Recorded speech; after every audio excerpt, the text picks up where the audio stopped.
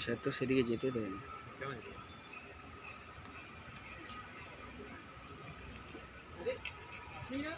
হ্যাঁ স্যার, আমাদের কোম্পানি কাজ করতেন না? হ্যাঁ স্যার, আমি তো ওই রিলায়েন্সের সেক্টরে কাজ আপনার করতাম। কালো চশমা কি ব্যাপার, কি হয়েছে আর আপনার? স্যার বলবেন না স্যার, ওই দিন আপনি এত করে বলেছিলেন স্যার, যদি আপনার কথা শুনতাম স্যার আমার চোখটা স্যার ড্যামেজ হতো না স্যার।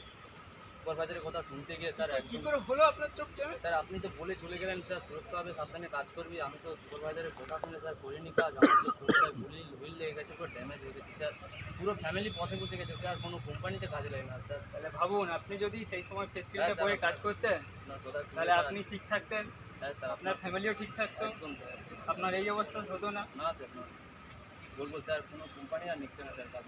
ঠিক আছে, সাবধানে থাকবেন। হ্যাঁ স্যার।